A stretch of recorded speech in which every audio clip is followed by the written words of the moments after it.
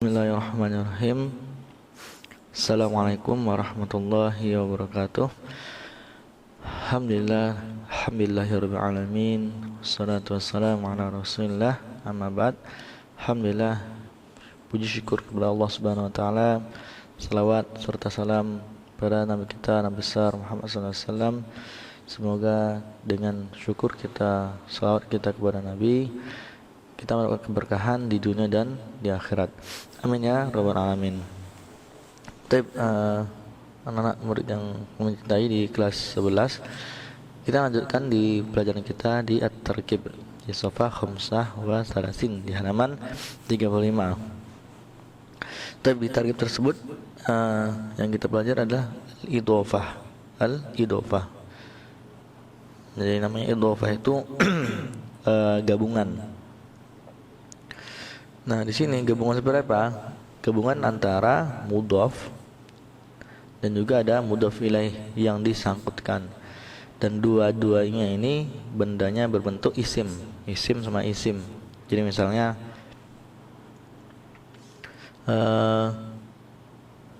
saya lapar.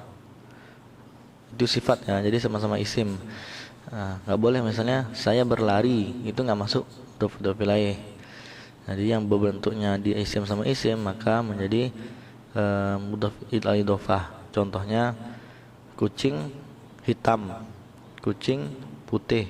Nah, itu sama-sama isim. Jadi warna dan nama itu kan sama-sama isim.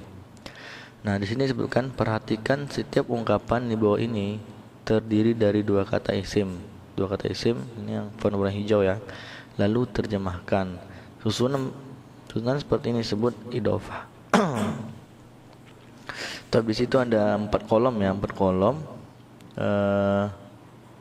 Semuanya sama, mudhaf dan mudhaf ilaih menjadi idhofah. Nah, gampangnya di sini kita ambil misalnya di kolom yang sebelah kanan.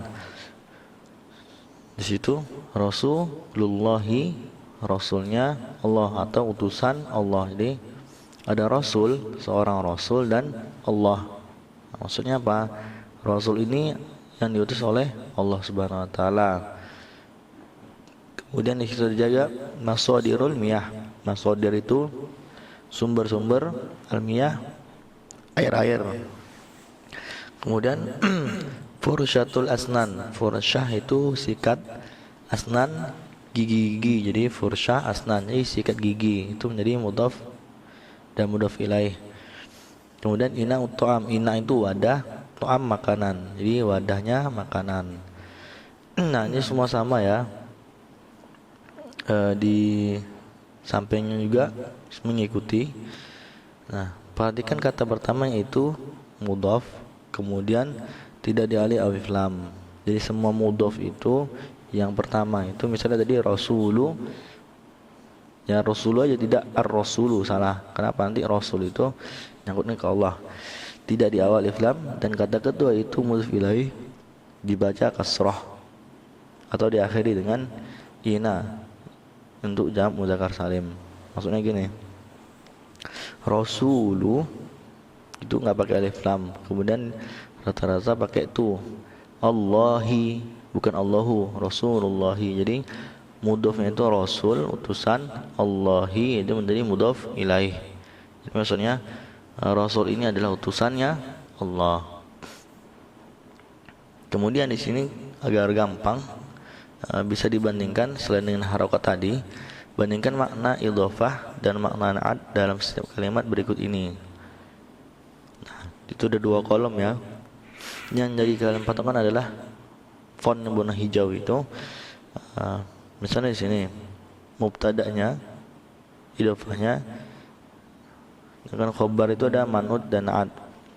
Jadi 2 kolom itu yang sebelah kanan idhofah, yang sebelah kiri itu na'at yang telah kita pelajari. Nah, contohnya seperti apa? Rasulullahi. Jadi Rasulullahi, jadi dhammah di rasul. Sedangkan di na'at man'ut itu menjadi rasulun karimun. Di dua yang sama, rasulun pakai un tanwin domatain, kemudian karimun pakai domatain, itu naat, sama-sama mengikuti. Kalau idhofah dia berbalik arah. Yang satunya rasulu pakai doma, Allahi pakai kasroh. Itu doma kasroh. Kalau na'man itu sama, yang mengikuti. Semua sama jadi ya, marhalatu, murahiqati, idhofah, kemudian di mautnya marhalatun hammatun, seperti itu. Jadi dua-duanya bertolak belakang secara mubtada di depan, jadi khobar di belakangnya. Jadi ini memang berbeda antara idhofah dan na'at. Nah, silakan nanti kalian tanyakan jika ada yang kurang paham penjelasan tentang al-idhofah.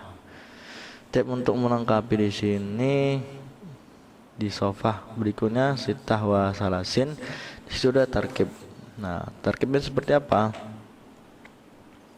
Jadi tarkibnya ini kalian mengambil kata-kata.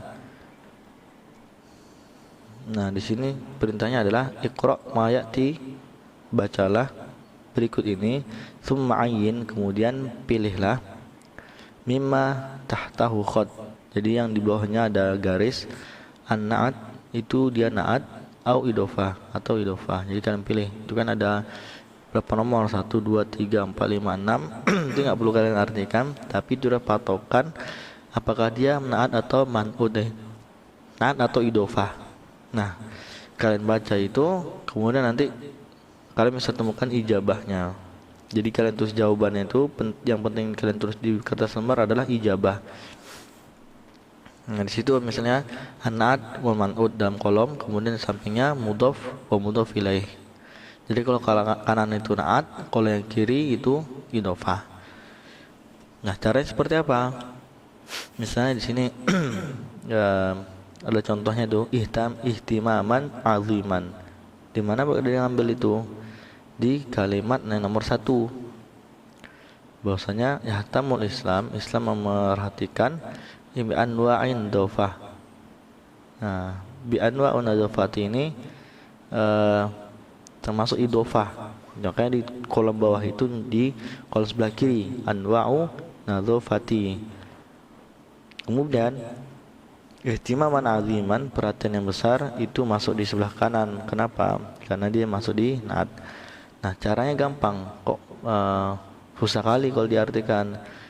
Nah, membedakannya dari kata-kata tersebut dari contoh sebelumnya tadi. Misalnya anwa'u nadhofati, berarti dia doma sama kasroh. Oh, berarti dia dimaksud di idhofah, mudhof dan mudhof ilaih.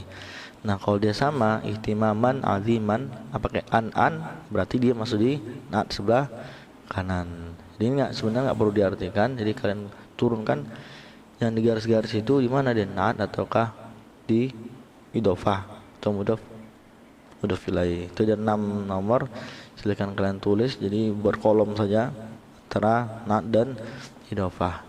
Tip, jika ada pertanyaan silahkan ditanyakan di Google Classroom. Wabillahi taufiq wal hidayah. Assalamualaikum warahmatullahi wabarakatuh.